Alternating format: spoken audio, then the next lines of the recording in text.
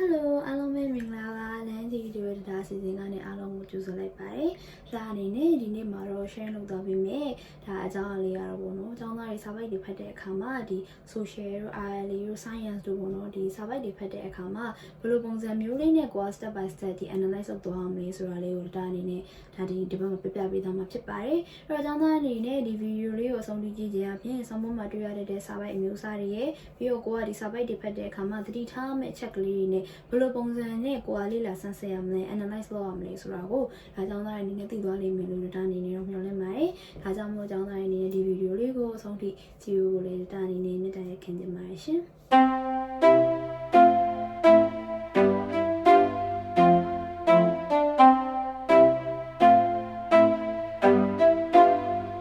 Okay အဲ့တော့ဒါအရင်ဆုံးဘယ်လိုမျိုး analyze လုပ်အောင်မလဲဆိုတော့ပြောခင်မှာဒါတွေ့ရတဲ့ဒီစာပိုက်လေးတွေရဲ့အကြောင်းချိုးဒါအရင်ဆုံးပြောမယ်ပေါ့နော်အဲ့တော့ဒီဒါတို့ဆောင်းပွဲမှာတွေ့ရတဲ့မိကုန်းနဲ့ဒီစာပိုက်တွေနဲ့ပုံစံနဲ့ဒါတို့ဒီဖတ်စာအုပ်တွေမှာ practice လုပ်တဲ့အခါမှာဒီသူသဖြင့်တော့ဖတ်စာအုပ်တွေမှာကိုကဒါလေ့လာတဲ့အခါမှာတွေ့ရတဲ့ဒီ document တွေဒီစာတွေမှာနည်းနည်းလေးကွာဟတဲ့ပုံစံလေးရှိရပေါ့နော်အဲ့တော့ပထမဆုံးကျွန်တော်တို့ဒီ document တစ်ခုကြည့်တဲ့အခါမှာဒီ primary document လားဒီ secondary document လားဆိုတော့ဒါတို့ကဒါသိဖို့လိုတယ်ပေါ့နော်အဲ့တော့အဲ့ primary document နဲ့ secondary document ကဘာလဲပေါ့အဲ့တော့ပထမဆုံးဒီ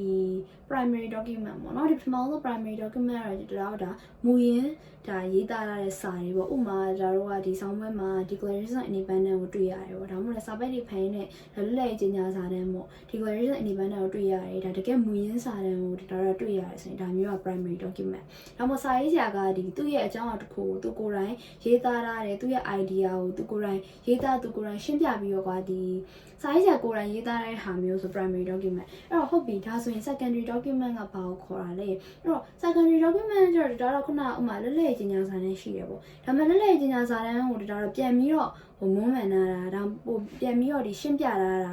ဒါမှမဟုတ်ဒီ background ပြန်လုပ်ထားတာဘယ်လိုပြောမလဲဒီ background တွေနဲ့ပြန်ပြီးတော့ချိတ်ဆက်ပြီးတော့ရှင်းပြတာမျိုးတွေဘာသာပြန်တာသုံးသပ်ထားတာဒီ opinion ထပ်ပြီးတော့ရေးထားတာမျိုးတွေပေါ့နော်အဲ့လိုမျိုးတွေတော့ဒါ secondary document လို့ခေါ်တယ်ပေါ့နော်အဲ့တော့ primary document ဆိုတာတော့သူ့ရဲ့ဒီအကြောင်းအရာဖြစ်ပျက်ကာလတစ်ခုမှာရှိခဲ့ပြီးသားစာရေးဆရာကိုယ်တိုင်ကရေးသားခဲ့ပြီးသား original ဒီရေးသားတဲ့ဟာတွေကိုတော့ primary document လို့ခေါ်တယ် secondary document ကိုဒါအချင်းဆုံးပြောရမယ်ဆိုရင်တော့သူများရေးထားပြီးသားဟာတခုကိုဒါပြန်ပြီးတော့ analyze လုပ်ထားတာပြန်ပြီးတော့သုံးသပ်ထားတာပြန်ပြီးတော့ရှင်းပြထားတာဘာသာပြန်ထားတာပေါ့နော်ပြန်ပြီးတော့ဖွဲ့ဆိုထားတာအဲ့လိုမျိုးပေါ့အဲ့ဒါကိုမူတည်ပြီးတော့ပြန်ပြီးတော့ကိုးကားထားတာအဲ့ဒါမျိုးကိုကျတော့ဒါတို့ကဒီ secondary document လို့ခေါ်ပါတယ်အဲ့တော့ primary document နဲ့ secondary document ကိုဘယ်လိုမျိုးခွဲခွဲပြားသိနိုင်လဲပေါ့နော်အဲ့တော့ဒီဥမာမြင်တောင်ပြောရမယ်ဆိုရင်ဒါတို့ဖတ်စာအုပ်ထဲမှာတွေ့ရတဲ့ဖတ်စာအုပ်ထဲမှာဆိုရင်ဒါတို့ဥမာဒီတော်လိုင်းနဲ့ပတ်သက်တဲ့ပေါ့နော်ဒီ American Revolution နဲ့ပတ်သက်တဲ့အကြောင်းအရာတွေဒါတော့ဖတ်ရတယ်ဒါဆိုရင်တို့ကဘယ်နေ့မှာဘာဖြစ်ခဲ့တယ်ဘယ်နေ့မှာဘာဖြစ်ခဲ့တယ်ဆိုတာကိုပြန်ပြီးတော့ရှင်းပြတာရဲ့အကြောင်းအရာတွေအဲ့လိုမျိုးပြောအမှ Thomas Jefferson Declaration of Independence ရေးခဲ့ပါတယ်သူရေးတဲ့အခါမှာသူကဒီလိုမျိုးပြောပြီးရေးခဲ့ပါတယ်ပေါ့အဲ့လိုမျိုးဆိုရင်ကျွန်တော်တို့ကဒါ secondary document လို့တော့ခေါ်တယ် primary document ကကျတော့ Thomas Jefferson ကိုယ်တိုင်ရေးသားခဲ့တဲ့စာတမ်းတွေအဲ့လိုမျိုးဆိုရင်တော့ဒါဒီ primary document ပေါ့နော်အဲ့တော့ primary document နောက်တစ်ခုအကြမ်းမြန်မာလိုပြောရမယ်ဆိုရင်ဒီဥပမာမြန်မာလွတ်လပ်ရေးကြေညာစာတမ်းရှိတယ်ဒါတော့မြန်မာပြည်လွတ်လပ်ရေးကြေညာစာတမ်းကိုအဲ့ဒီခေတ်ကရေးသားထားတဲ့အတိုင်းအသုံးနှုန်းတဲ့ပုံစံနဲ့ဒါတော့ဖတ်မယ်ပေါ့ဒါဆိုရင်တို့ကဒီမြန်မာလွတ်လပ်ရေးကြေညာစာတမ်းကြီးက primary document ဒါပေမဲ့ secondary document ဆိုရင်ဒါမြန်မာလွတ်လပ်ရေးကြေညာစာတမ်းကိုပြန်ပြီးတော့စာရေးဆရာတယောက်ကဆိုတော့ပြန်ပြီးတော့ရှင်းပြတာဒီအဲ့ခေတ်တော့တောင်းလိုက်တဲ့ဒီလိုအသုံးနှုန်းတွေကဒီလိုဆိုလိုပါတယ်ပြန်ပြီးတော့ဒါအဓိပ္ပာယ်ဖွဲ့တာပြန်ပြီးတော့ရှင်းပြတာအဲ့လိုမျိုးဆိုရင်တော့ဒါ secondary document လို့ခေါ်ပါတယ်အဲ့များသောအားဖြင့် primary နဲ့ secondary document တွေဖတ်တဲ့အခါမှာဒီ primary document လေးတွေဖတ်ရတဲ့အခါမှာနည်းနည်းလေးပို့ပြီးတော့ဒါ struggle ရှိနိုင်တယ်ပေါ့နော်ဘာလို့လဲလို့မင်းဒါ GED တော့ပြောတာပါဘာလို့ဆိုတော့ဒီ GED မှာဒီ primary document တွေကကျတော့ထူးသဖြင့်တော့ social မှာတွေ့ရတယ် social မှာတွေ့ရ primary document တွေကဟိုရင်ခေတ်တွေတုန်းကရေးထားတဲ့ဒီ document တွေဖြစ်တယ်ဟိုရင်ခေတ်တွေတုန်းကတောင်းနဲ့ဒီခေတ်ကာလရလဲကွာခြားတယ်ပြီးတော့ English စာ usage အသုံးနှုန်းတွေလည်းကွာခြားတဲ့ဟာမျိုးတွေပေါ့နော်အဲ့လိုမျိုးရေးထားတဲ့ဟာတွေဖြစ်တဲ့အတွက် social မှာတွေ့ရတဲ့ primary document တွေကနည်းနည်းလေးခက်တယ်အဲ့တော့ secondary document ကျတော့ဒါများသောအားဖြင့်ပြန်ပြီးတော့ကျွန်တော်တို့ဒီရှင်းပြရတယ် analyze လုပ်ထားတယ်ဒါမှမဟုတ်လည်းပြန်ပြီးတော့သုံးသပ်ထားတယ်အမြင်တွေကိုပြပြထားတယ်ကျောင်းသားတွေလိုရင်းတိုရင်းဖြစ်အောင်ဒါပြန်ပြီးတော့ပြောင်းလဲထားတယ်ဒါဆိုရင် secondary document ပေါ့နော်အဲ့တော့ secondary document တွေနဲ့ primary document တွေကဒါရှုပ်ထွေးမှုလေးတွေရောထွေးမှုလေးတွေဒါ confuse ဖြစ်နိုင်နေပေါ့နော်ဒါပေမဲ့ကိုယ်ဖတ်ပါများရင်သိသွားလိမ့်မယ်အဲ့တော့ okay အဲ့တော့ secondary document တွေကိုကျတော့ဒါတို့ကအများသောအားဖြင့်ဒီဖတ်စာအုပ်တွေထဲမှာတွေ့ရတယ်ဖတ်စာအုပ်တွေထဲမှာဒါတို့ကိုရှင်းပြရတဲ့ဟာလေးတွေကဒါ secondary ဖတ်စာအုပ်ထဲမှာဆက်စချင်းမှာခေါင်းစဉ်နဲ့လာတဲ့စာပိုက်တွေပေါ့နော်အဲ့ဒါတွေကကျတော့အများသောအားဖြင့် secondary document တွေဖြစ်ပြီးတော့ဒီ primary document ဆိုတာကကျတော့ဒါတို့ဥမာဖတ်စာအုပ်မှာဥမာဒီ American Revolution အကြောင်းပြောရမယ်ပြီးတော့ဒီ Declaration of Independence ပေါ့လွတ်လပ်ရေးကြေညာစာတမ်းကြီးကိုပေးရမယ်ဆိုရင်တော့ဒီလွတ်လပ်ရေးကြေညာစာတမ်းကြီးကဒါ primary document ဖြစ်တယ်ပေါ့နော်အဲ့တော့အဲ့ primary document secondary document ကလည်းဘာလို့ဒါတွေကိုပြောရတယ်လဲပေါ့နော်အဲ့တော့ primary document တွေကိုကိုယ်တွေ့တဲ့အခါမှာဒီကိုကသုံးသပ်ရတဲ့အခါမှာကျတော့ဒါသူတို့ရေးထားတဲ့ဟာကိုတော့ဓာတ်ရိုက်ဖတ်ရတယ်။အဲ့တော့နားလည်ရလည်းရှိနိုင်တယ်။ဒါနားမလည်ရလည်းရှိနိုင်တယ်။ပြီးတော့ primary document ကိုဖတ်ပြီးတော့data တော့ဘယ်လိုပြောရမလဲလိုက်ကောက်ချက်ချလိုက်လို့ရတယ်ပေါ့နော်အဲ့တော့ secondary document တွေကကျတော့များသောအားဖြင့်ရှင်းပြပေးထားတယ်။ဒါအထူးသဖြင့်တော့ဒီကိုကနေကိုလေ့လာတဲ့အခါမှာတွေ့ရတဲ့ secondary document တွေကကျတော့ဒါကျောင်းသားတွေကိုဒါဒီအကြောင်းနဲ့ပတ်သက်ပြီးရင်းနှီးသွားအောင်နားလည်သွားအောင်ပြန်ပြီးတော့ဒါရှင်းပြထားတယ်ပေါ့နော်အဲ့တော့ဒီ secondary document တွေမှာကျတော့နောက်တစ်ခါဘာလဲလို့မေးဒီငကိုမူရင်းစာရေးဆရာရဲ့ဒီစာတွေအပြင်ဘာလဲလို့မနောက်ပြန်ပြီးတော့မွမ်းမံနိုင်နောက်ပြန်ပြီးတော့ရှင်းပြထားတဲ့လူတွေရှင်းပြထားတဲ့စာရေးဆရာတွေရဲ့ဒီ opinion တွေအယူဆတွေကတစ်ဆင့်ခံသွားတတ်တယ်ဥပမာလွတ်လပ်ရေးကြေညာစာတမ်းနဲ့ပတ်သက်ပြီးတော့ဘုံတော့ဒါအတွင်းမြင်ဆောင်ပါရေးကြမယ်ပေါ့ကွာမြန်မာပြည်မှာဥပမာပေါ့ဒီလွတ်လပ်ရေးနဲ့ပတ်သက်ပြီးပြောကြမယ်ဒါဆိုရင်လွတ်လပ်ရေးကြေညာစာတမ်းကတော့အဲ့တိုင်းရှိနေမှာအဲ့တော့ဥပမာကျောင်းသားတွေကိုတော့၎င်းမတရားကိုလွတ်လပ်ရေးနဲ့ပတ်သက်တဲ့နေတို့အမြင်တွေကိုပြန်ပြီးတော့စာပြန်ရေးလို့ပြောရင်လူတွေကသူတို့အမြင်တွေသူတို့ရေးကြအောင်ဒါဆိုရင်လွတ်လပ်ရေးကြေညာစာတမ်းပုံမှာမှီခိုရတာတော့ဟုတ်ပေမဲ့ပြန်ပြီးတော့ရေးထားတဲ့စာရေးဆရာတွေရဲ့အယူဆတွေ idea တွေအတွင်းမြင်တွေကဒီတစ်ဆင့်ပြန်ပြီးမှန်းမိုးသွားတတ်တယ်ပေါ့နော်အဲ့တော့အဲ့ဒါလေးတွေကလည်းဒါအရေးကြီးတယ်ဘာလို့ရေးကြီးလဲလို့မင်းကြီးဒီမှာဒါတို့ကိုများသောအဖြစ်ကဒီစာရေးဆရာတွေရဲ့အမြင်ကဘာလဲအဲ့လိုပဲဒါအပေါ်မှာကိုယ့်ရဲ့အမြင်ကကိုယ့်အမြင်ကိုမေးရဲဆိုတာထက်ပေါ့နော်ဒီစာရေးဆရာအမြင်ကဘာလဲကိုမေးတယ်အဲ့တော့စာရေးဆရာမေးတဲ့အခါမှာ primary document လား secondary document လားတော့ကိုကသိဖို့လိုအပ်တယ်ပေါ့နော်အဲ့ဒါလေးကလည်းအရေးကြီးပါတယ်ဒါကကျတော့နောက်ပိုင်းဒီစာတွေဖတ်ပါများရင်ကိုယ့်အနေကိုသတိထားမိလာလိမ့်မယ်အဲ့တော့ဒါဒီနေ့ focus လုပ်ပြီးပြောမှာကျတော့ဒီ secondary မဟုတ် primary ပေါ့နော်ဘာလို့လဲလို့မြင် secondary document တွေကကျတော့ဒါလွယ်တယ်ဒါတို့ကိုဒီနားလည်အောင်တို့ကရှင်းပြတာများတယ်ပြီးတော့တစ်ဖက်ကပြန်ပြီးရေးတဲ့အခါမှာတို့သိစေခြင်းတဲ့ပုံစံကိုဒါဒီစာဖတ်သူတွေကိုဓာတ်ရိုက်ပုံတော့ပြန်ပြီးတော့ဒါပြောပြတတ်တယ်ဒါပေမဲ့ဒီ primary document ကျတော့စာရေးဆရာအများသောဟိုဘက်ခေတ်တွေမှာရေးတဲ့စာတွေတော့တွေ့ရတယ်ဒီပုံတော့ဒီ social မှာအဲ့တော့တို့ပြောချင်တဲ့ပုံအောင်တော့အမိရဒါဖန်ဆုပ်ရတယ်အဲ့တော့အမိရဖန်ဆုပ်ရတဲ့အခါမှာလေတို့ကဒီ primary document တွေတွေ့ရပြီအဲ့တော့ primary document တွေတို့ကဘယ်လိုမျိုး analyze လုပ်မလဲအဲ့တော့ဒါအနေနဲ့အကြောင်းသားအနေနဲ့ပုံတော့ဒီ video လေးကြည့်ပြီးသွားရင်ဘယ်လိုမျိုးဒီ primary document သွားလေ့လာလို့ရတယ်လို့မင်း American နိုင်ငံရဲ့ Declaration of Independence ဆိုတဲ့ဒီလွတ်လပ်ရေးကြေညာစာတမ်းလေးကိုသွားပြီးတော့ဖတ်စီခြင်းတယ်ဒါဆိုရင်ဒါပြောတဲ့ point လေးတွေကိုကဒါသိသွားလိမ့်မယ်ပေါ့နော်အဲ့တော့ဒီဟာကျတော့ဒါဘယ်လိုပြောမလဲဒါအကြောင်းသားတွေဒါစတင်နေဆိုရင်တော့ဒါဓာတ်တွေပြလိုက်တယ်ပြီးရင်ဒါအကြောင်းသားတွေကိုဒီသားတို့သမီးတို့ကိုယ်တိုင်ပေါ့နော်ဒီ Declaration of Independence အခုတော့ဖတ်လိုက်သွားဖတ်ပြီးသွားရင်ဒီချက်ပြောတဲ့အချက်ကလေးတွေနဲ့ပြန်ပြီးတော့သုံးသပ်ကြည့်ဆိုပြီးတော့ဒါ exercise လေးလုပ်ခိုင်းလေးရှိတယ်ပေါ့နော်အဲ့တော့ okay အဲ့တော့ဒီ primary document တွေကိုဒါတို့ကဘယ်လိုပုံစံမျိုးနဲ့ဒါ analyze လုပ်ကြမလဲပေါ့နော်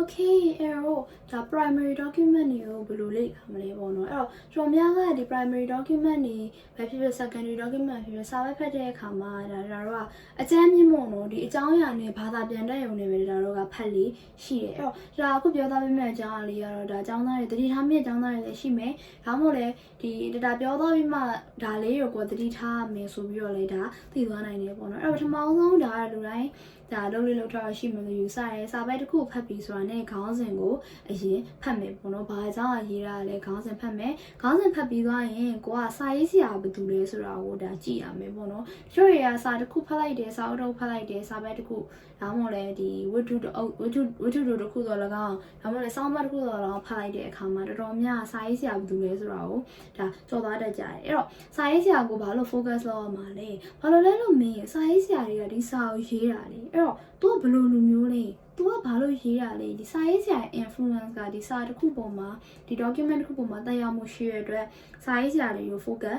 လုပ်အောင်မယ်ဥပမာ American မှာဆိုရင် founding father ရေးတဲ့စာလားဒါမှမဟုတ်လဲတာမန်ပြည်သူတယောက်ကရေးထားတဲ့စာလားတမရကရေးထားတဲ့စာလားဘယ်လိုလူကရေးထားတဲ့စာလဲအဲ့လိုပဲပေါ့ကိုကစာရေးဆရာကဘယ်သူရေးတာလဲဆိုရယ် focus လေးကိုလုပ်သွားတဲ့အခါမှာဒီစာကိုဖတ်လိုက်ပြီးဒီစာရေးဆရာကိုသိသွားပြီနောက်ပိုင်းနေမှာသူရေးတဲ့စာကိုပြန်တွေ့ပြီဆိုရင်အော်သူဒီစာ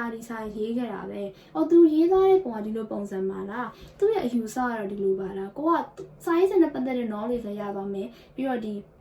ရင်းနှီးကြွရမှုပေါ့နော် तू ကတော့ဘယ်လိုလူမလို့ဒီလိုမြင်နေ။အော် तू ကတော့တမရမလို့ तू ကတော့ဝင်ကြီးမလို့ तू ကတော့စစ်သားမလို့နောက်မှ तू ကတော့နိုင်ငံသားတယောက်မလို့အဲ့လိုမျိုးပေါ့နော်ဒီစာရေးဆရာရဲ့ဒါစာရေးဆရာကိုရင်းနှီးသွားပြီဆိုရင်စာရေးဆရာရဲ့ influence ပေါ့စာရေးဆရာဘယ်လိုမျိုးပုံစံလေးရှိတတ်တယ်ဆိုတော့ကိုသိသွားရင်ဒါလေးကအမြဲပေါ့နော်တစ်ချိန်ချိန်မှာဒါအထောက်ပံ့ဖြစ်လာလိမ့်မယ်နောက်တစ်ခုကကျတော့ဒီစာကဘယ်လိုစာမျိုးလဲပေါ့နော် what types of document is ဘယ်လို document လဲဆိုတာကလည်းဒါအရေးကြီးတယ်အဲ့တော့ဘာလို့ပြောရလဲလို့မြင်စာကတော့စာပဲလေဒါပေမဲ့ဥမာသတင်းလားဒီတိုင်းပေါ့နော်သတင်းဆောင်မှာရေးလိုက်တဲ့ဒီသတင်းလားဒါမှမဟုတ်လေအတွေးမြင်ရေးရတဲ့ဆောင်းပါလားပြည်သူတွေကိုတောင်းပန်တဲ့စာလားပန်ကြားတဲ့စာလားဒါမှမဟုတ်အမိန်ပေးတဲ့ဟာလားအမျိုးမျိုးရှိရသေးနော်စာဒါမှမဟုတ်တကယ်ချင်းရေးရတဲ့စာလားဒါမှမဟုတ် diary ထဲမှာရေးတဲ့ပုံစံနဲ့ရေးရတာလားမှတ်တမ်းတင်တာလားအဲ့လိုမျိုးပေါ့ဒီဘယ်လိုစာမျိုးလဲဘယ်လို document လဲဆိုတာကလည်းအရေးကြီးတယ်စာတစ်စောင်ရေးတဲ့အခါမှာစာရေးဆရာရေးကြည့်လို့ဘယ်လိုစာမျိုးလဲဆိုတာအရေးကြီးတယ်တကယ်ချင်းရေးတဲ့စာဆိုရင်ကိုကဒါပို့ပါသုံးတော့ကိုသုံးမယ်နိဒါပေမဲ့ကိုက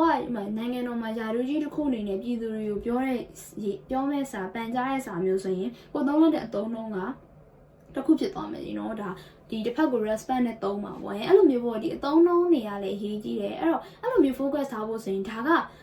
ဘယ်လိုစာမျိုးလဲဒါရီနဲ့ရေးတာလားပြည်သူတွေပန်ကြားလားမင်ကွန်းပြောနေတာလားအဲ့လိုမျိုးပေါ့နော်အဲ့တော့ဘယ်လို document မျိုးလဲဆိုတာကလည်းအရေးကြီးတယ်နောက်ကကျ audience စာခုနပြောလို့ဘယ်လို document လဲဆိုတော့သိရင်ကို audience ကိုစဉ်းစားရတာခံမှန်းရတာဒါလွယ်သွားတယ်ဘာလို့လဲဥပမာတမရတယောက်အနေနဲ့မိန်ကွန်းပြောမယ်ဆိုရင်ဒါပြည်သူတွေပြောတဲ့မိန်ကွန်းရှိမယ်ဒါမှမဟုတ်လို့တော့ကိုယ်စားလှယ်တွေကိုသူတို့ပြောတဲ့မိန်ကွန်းရှိမယ်ဒါမှမဟုတ်လည်းသူ့မိသားစုကိုသူကနေသူပြောတဲ့စကားရှိမယ်အဲ့လိုပေါ့ audience သူဒီစာရေးရဆိုရင်အဲ့လိုပဲဒီစာဘယ်သူတွေကိုဖတ်စေချင်တာလဲဘယ်သူတွေကိုရည်ရွယ်ပြီးတော့ဒါရေးထားတာလဲအဲ့ဒီ audience ကလည်းအရေးကြီးပါတယ်ဘာလို့လဲလို့မြင်ဒီလွတ်လပ်ရေးကြီးညာစာတန်းတို့ဥမာပေါ့နော်ဒီ American နိုင်ငံရဲ့ Declaration of Independence ကိုသွားကြည့်လိုက်မယ်ဆိုရင်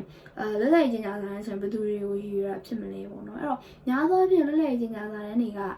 အဲ့ဒီခေတ်ကာလမှာဒါသူတို့ဒီနိုင်ငံတော်တစ်ခုကိုလွတ်လပ်ကြောင်းကြီးညာရဲလွတ်လပ်တဲ့နိုင်ငံတစ်ခုအနေနဲ့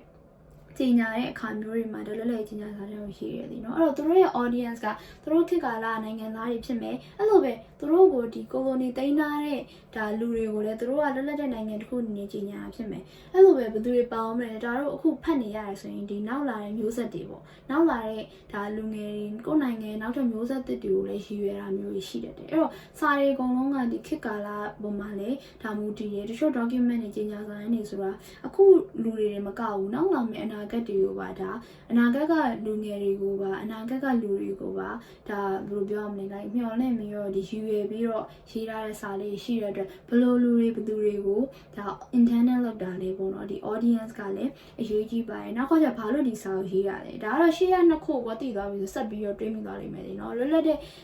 ့နိုင်ငံတစ်ခုအနေနဲ့ကြီးညာရဲဆိုရင်ဒါအထောက်ထားတစ်ခုအနေနဲ့ရောမှတ်တမ်းတစ်ခုအနေနဲ့ရောဒါမှမဟုတ်လည်းစိတ်ခွန်အားပေးခြင်းနဲ့ဖြစ်မယ်ဒီလိုကိုနိုင်ငံကဒီလိုပေးဆက်ခဲ့ရပါတယ်ဒီလိုကြိုးပမ်းခဲ့ရပါတယ်အားထုတ်ခဲ့ရပါတယ်ဆိုတာကိုနောက်သားမျိုးဆက်သစ်တွေကိုသိစေချင်လို့လည်းဖြစ်မယ်အဲ့တော့စာတစ်စောင်စာတစ်ခုစာတစ်ပိုက်ကိုဖတ်တဲ့အခါမှာစာရေးဆရာဘာလို့ဒါကိုရေးတာဖြစ်မလဲပေါ့နော်အဲ့ဒီ intern ရှင်းလေးရလဲအရေးကြီးတယ်ဘာကြောင့်သူကဒါကိုရေးတာလဲအဲ့လိုမျိုးပေါ့နော်အဲ့တော့သူရေးနဲ့ကိုကတခါလေကျရင်စာရေးဆရာဓာတ်ရိုက်ပြောရဲတခါလေကျရင်ကိုယ့်အနေကိုစဉ်းစားရတာရှိတယ်အဲ့တော့ဘယ်စာပဲပဲ document ဖြစ်ပေါ့နော်အဲ့လိုမျိုးလေးဒါစဉ်းစားစီခြင်းနေနောက်တစ်ခုကကျတော့ဒီ ဘာလို့ပြောရလဲပြင်မလို့ဘယ်အချိန်မှလဲခုနှစ်တက်ကရခေတ်ကာလအပိုင်းခြားပေါ့နော်error လေးတွေတော့၎င်းဒီဘယ်နှခုနှစ်လဲပေါ့ခုနှစ်တက်ကရအပိုင်းခြားလေးကိုလည်းဒါသတိထားစေချင်တယ်ဒါတို့ကျောင်းသားတော်တော်များများကဒီစာပိုက်တွေဖတ်တဲ့အခါမှာဒီခုနှစ်တက်ကရတွေကိုကြော်သွားတတ်တယ်လीနော်ဒါတို့ဒါအလေးချိန်တစ်ခုလိုမျိုးခုနှစ်တက်ကရတွေတွင်ကြော်သွားတယ်အဲ့တော့ဒါကတော့အလွတ်ကျဖို့မပြောဘူးမှတ်ဖို့မပြောဘူးသတိလေးထားပြီးကြည့်စေချင်တယ်ကိုကဖတ်ပါများရင်ဒီသတိထားတာများရင် focus မိသွားပြီဆိုရင်ခုနှစ်တက်ကရတွေကိုကဟိုဘယ်လိုပြောမလဲတကူးတစ်ခါကြီးမဟုတ်ဘဲနေပေါ့နော်ကြည့်လိုက်မိပြီကိုကတိသွားပြီဆိုရင်ချိတ်ဆက်မိလို့ရတယ်တခါလေကျရင်ရှို့စာတွေက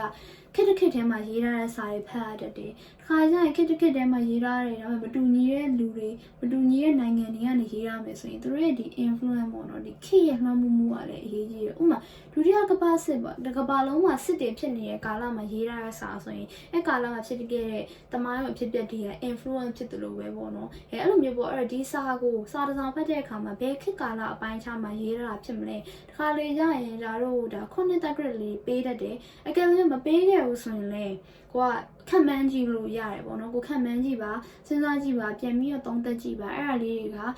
အရေးကြီးပါတယ်ကို document တစ်ခုဖတ်တဲ့အခါမှာခေါင်းစဉ်ကိုကြည့်မယ်စာရေးဆရာဘယ်သူလဲဆိုတာကိုကြည့်မယ်စာရေးဆရာဘယ်သူကိုရည်ရွယ်တာလဲဒါဘယ်လိုစာမျိုးလဲပေါ့နော်ဘာကြောင့်ပြီးတော့သူဘာကြောင့်ဒါကိုရေးတာလဲဖြစ်နိုင်မယ်နောက်ကဘယ်ခုနှစ်ပိုင်းခြားမှာရေးတာလဲဆိုတာလေးကိုအကြောင်းသားရဲ့အနေနဲ့သတိထားပြီးတော့ကြည့်စီချင်ပါတယ်အဲ့တော့ဒီနေ့ဗီဒီယိုလေးတော့ပဲတိုးတယ်ပေါ့နော်ဒါခက်မြန်မြန်ပဲဒါပြောလိုက်ပါတယ်အဲ့တော့နောက်တစ်ခုဒါပြောသွားတဲ့ဟာလေးတွေကိုကျောင်းသားအနေနဲ့ထပ်ပြီးတော့ဒီရှင်းကြည့်ကြတယ်ဆိုရင်အမေရိကန်နိုင်ငံရဲ့ Declaration of Independence ကိုသွားပြီးတော့ဖတ်ကြည့်လို့ရပါတယ်အဲ့တော့ဒီ post လေးရဲ့ comment လေးထဲမှာဒါက Declaration of Independence ဒီ link လေးကိုဒါထည့်သွားပေးပါမယ်အဲ့တော့ကျောင်းသားအနေနဲ့ဒီ analyze လုပ်တဲ့အခါမှာဒါပြောသွားတဲ့အချက်ကလေးတွေကိုသတိထားပြီးတော့ဒါစာပေကလေးတွေဖတ်သွားမယ်ဆိုရင်တော့ဒါအများကြီးဒါအထောက်အကူဖြစ်လိမ့်မယ်လို့ဒါအနေနဲ့မျှော်လင့်ပါတယ်အဲ့တော့နောက်လာမယ့်ပတ်တွေမှာဒါကဒီ American နိုင်ငံရဲ့ဒီ American Revolution ပေါ့နော် American နိုင်ငံဖြစ်ပေါ်လာတဲ့ American Revolution အကြောင်းအရာတွေကိုဒါဆက်ပြီးတော့ share လုပ်သွားပေးပါမယ်အဲ့ဒါကြောင့်မလို့လေဒါဒီနေ့ဒီလွတ်လပ်ရေးကြေညာစာတမ်း Declaration of Independence ကိုဒါခဏဒါ mention လုပ်သွားတယ်ပေါ့နော်ဘာလို့လဲမင်းရင်ဒါပြန်ကိုက apply လုပ်ရင်ကျောင်းသားအနေနဲ့တခါတည်း Declaration of Independence လေးကိုဖတ်သွားလို့ရပါတယ်နောက်ပတ်ဒီမှာဒါတို့ပြန်တွေ့ရတဲ့အခါမှာ American Revolution နဲ့ပတ်သက်တဲ့အကြောင်းအရာတွေတချို့ကိုဒါက share လုပ်သွားပေးမယ်ပေါ့နော်အဲ့တော့ဒီနေ့ရက်ကတော့လောက်ပါပဲဒါကျောင်းသားအနေနဲ့တခြားသိချင်တာ